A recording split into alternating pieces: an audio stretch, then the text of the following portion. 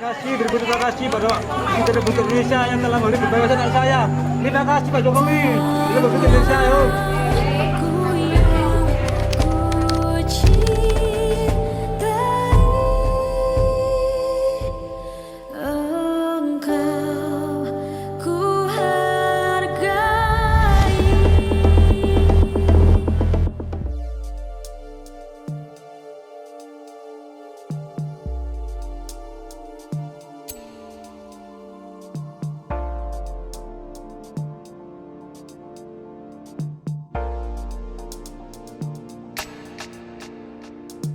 Assalamualaikum warahmatullahi wabarakatuh. Selamat pagi, selamat siang, selamat sore, dan selamat malam. Salam sejahtera untuk kita semua. Semoga rekan-rekan sekalian dalam keadaan sehat walafiat dan tetap dahsyat luar biasa. Amin. COVID-19 ataupun virus corona yang menjangkit seluruh dunia mendorong berbagai pemerintah di belahan dunia membuat beberapa kebijakan untuk melakukan penanggulangan COVID-19 di negaranya. Di Indonesia, pemerintah telah membuat kebijakan untuk melakukan penanggulangan COVID-19 yang tersebar di Indonesia, mulai dari PSBB, social distancing, ataupun WFH.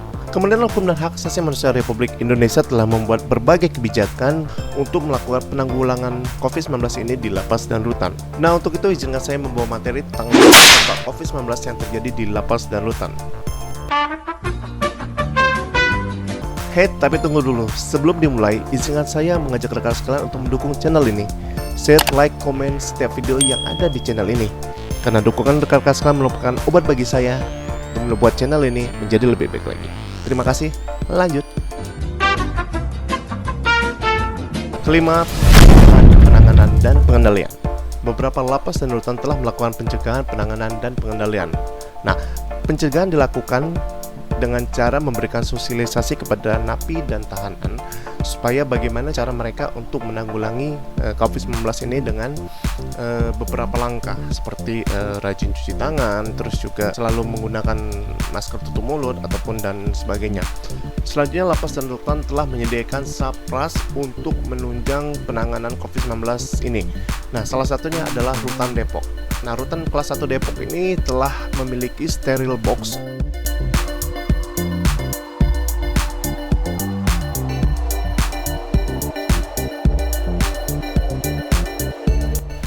Selanjutnya, pemeriksaan suhu tubuh secara rutin.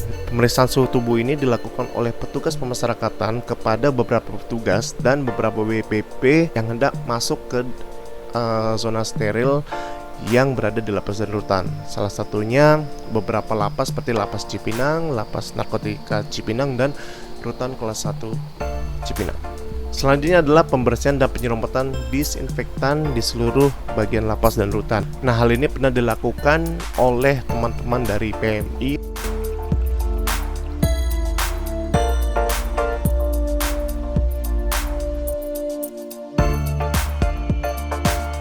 Selanjutnya adalah penanganan. Nah, penanganan ini dilakukan dengan cara memberikan sosialisasi dan edukasi tentang COVID-19 dalam hal penanganan COVID-19.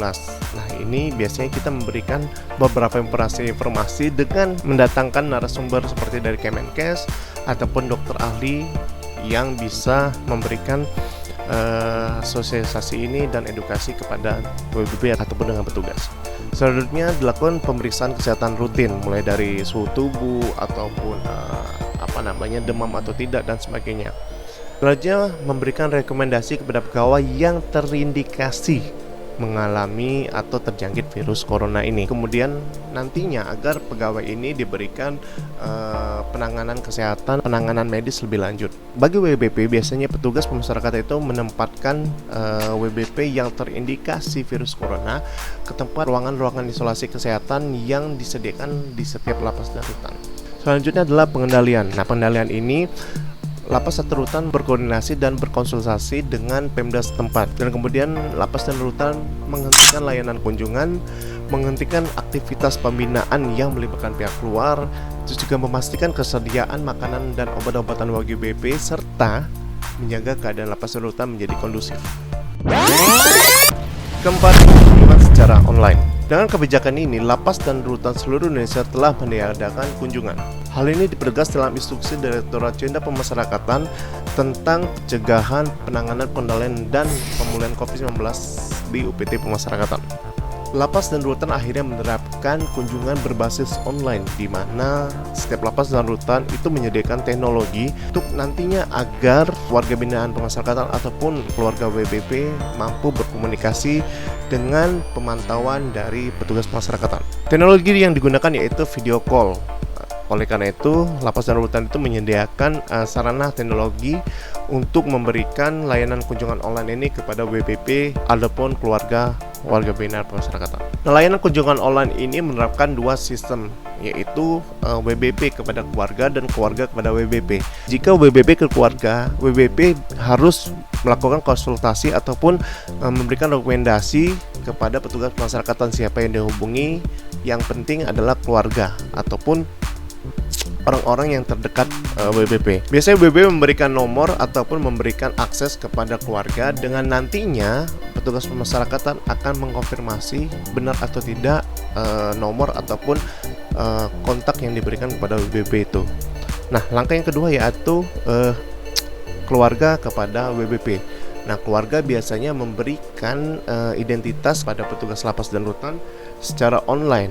Biasanya registrasi seperti nomor, nama, ataupun siapa yang dikunjungi secara online ataupun siapa yang dihubungi dan hubungan. Ya, balik lagi yang diberikan akses itu adalah keluarga penting ataupun keluarga dekat dari WBP. Nah, hal ini telah diterapkan oleh Rutan Kelas 1 Depok, di mana Rutan Kelas 1 Depok ini telah memiliki 10 bilik video call untuk WBP yang ditujukan kepada keluarganya.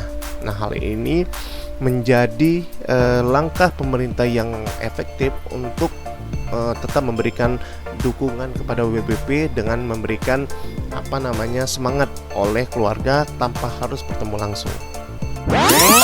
Yang ketiga adalah sidang online. Nah, sidang online ini diberlakukan untuk tahanan yang akan diputus masa pidananya. Pada tanggal 13 April 2020, Kementerian Hukum dan HAM bersama Kejaksaan RI dan Mahkamah Agung RI telah menandatangani PKS secara online terkait sidang online. Sidang online yang dilaksanakan di lapas dan rutan di seluruh Indonesia itu diberikan fasilitas oleh lapas dan rutan itu sendiri, mulai dari video, kamera, dan beberapa teknologi lainnya untuk menunjang pelaksanaan sidang online yang dilakukan di lapas dan rutan.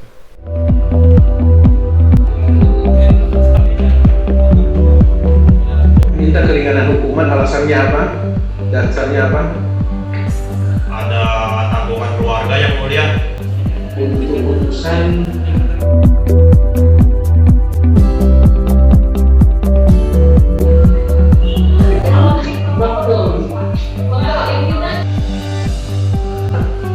baca. Ilham bin Abdul Halim tersebut atas asas kita melihat korban warung gaduh-gaduh dan terdapat juga nekat nomor 2 dari materi perkara tetap kosong kondisi temurang SE tidak tinggal satu rumah. Ulangi, pada saat kejadian perkara tetap kosong kondisi temurang SE tinggal satu rumah di rumah saksi Miana Sika.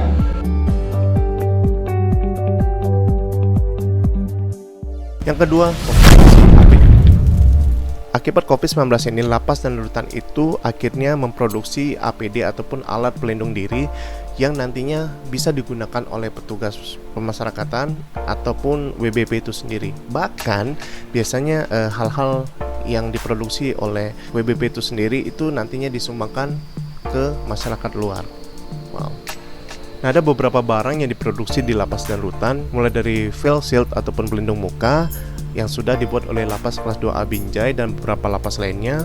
Terus juga masker dibuat oleh lapas kelas 2A Salemba Jakarta, Rutan Surakarta, dan beberapa ratusan UPT lainnya.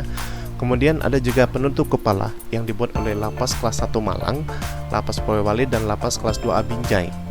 Kemudian ada gaun ataupun baju gitu dibuat oleh lapas kelas 2A Pekanbaru dan beberapa OPT lainnya. Selain itu, lapas dan rutan telah memproduksi cairan disinfektan mulai dari lapas kelas 1 Medan, rutan kelas 2B Balikpapan, dan beberapa OPT lainnya. Kemudian beberapa OPT pemasyarakatan telah membuat bilik sterilisasi dibuat oleh Rubasan kelas 2A Pangkal Pinang, lapas kelas 2A Pontianak, dan beberapa 8 OPT lainnya. Kemudian ada tiang infus yang dibuat oleh lapas kelas 2B Polewali, dan tandu dibuat juga oleh lapas kelas 2B Polewali. Nah, APD yang diproduksi ini biasanya digunakan oleh WBB itu sendiri ataupun tahanan itu sendiri, atau digunakan oleh petugas PAS, bahkan bisa disumbangkan ke seluruh masyarakat di sekitar lapas dan rutan. Sebagian juga barang yang telah diproduksi dijual kepada masyarakat guna meningkatkan PNBP daerah ataupun PNBP lapas dan rutan itu, dan nantinya penghasilan itu akan diberikan kepada WBB yang sudah memproduksi itu. Yang pertama, kebijakan ini telah menuai banyak pro dan kontra yang terjadi di Indonesia, mulai dari penolakan, keresahan, dan sebagainya. Oke, secara definisi, asimilasi adalah narapidana yang dikembalikan ke masyarakat supaya nantinya narapidana itu bisa diterima kembali oleh masyarakat apabila nanti dia sudah bebas murni nanti. Asimilasi bukan dibebaskan, bukan napi yang dibebaskan ya, tapi napi yang dikembalikan kepada masyarakat yang nantinya akan dinilai oleh masyarakat sekitar ataupun keluarga sekitar. Seperti itu. Jadi beda antara napi yang dibebaskan dengan napi yang diasimilasi, bukan dibebasin. Kebijakan ini diawali dari kesepakatan berbagai negara melalui sidang PBB yang isinya adalah memberikan perlindungan kepada orang yang berada di tempat penahanan yang notabene tidak mungkin dilakukan social distancing karena lapas dan rutan yang over kapasitas. Selain itu juga minimnya fasilitas kesehatan menjadi indikator juga untuk pelaksanaan asimilasi di lapas dan rutan. Oleh karena itu, Indonesia menjadi salah satu negara yang mengambil kebijakan ini melalui Permenkumham nomor 10 tahun 2020 yang memberikan asimilasi kepada narapidana. Sekali lagi, asimilasi bukan dibebaskan, tapi dikembalikan lagi kepada masyarakat supaya nanti masyarakat bisa menerima ataupun bisa menilai perubahan sikap perilaku atas narapidana yang telah diberikan asimilasi.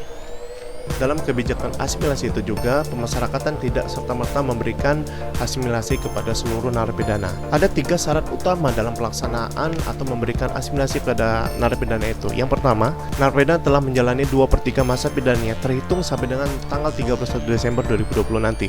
Telah menjalankan setengah masa pidana, terus juga narapidana umum yang tidak ada catatan buruk ataupun tidak termasuk dalam register F. Berarti narapidana yang telah menjalani masa pidananya dalam kondisi baik ataupun tidak pernah berulah. Selain itu juga mereka dipantau oleh Balai Pemasyarakatan oleh rekan-rekan pembimbing kemasyarakatan. Tidak serta-merta bebas dan mereka hanya dikembalikan ke rumah supaya nantinya mereka tetap stay at home. Dan bagaimana dampaknya? 38.822 narapidana yang diberikan asimilasi itu memang berhak untuk mendapatkan asimilasi. Selain itu, Polri mencatat tidak sampai 50 kasus orang ataupun narapidana yang menjalani asimilasi itu berulah lagi. Berbicara soal residivis yang melakukan tindak pidana lagi dalam latar belakang ekonomi, kita ketahui bahwa banyak stigma masyarakat yang menilai bahwa narapidana itu masih jahat, sehingga dia tidak bisa diterima oleh masyarakat, kemudian tidak bisa diterima kerja. Oleh karena itu, pemasyarakatan itu harus lebih mengkaji dan mendesain bagaimana program pembinaan yang baik dan benar. Salah satunya adalah bagaimana cara mendesain pembinaan itu untuk supaya narapidana yang dibina itu tepat sasaran sesuai dengan kasus kriminologinya. Dengan meningkatkan kapasitas mereka, pendidikan mereka, dan membantu meningkatkan melalui beberapa program keagamaan.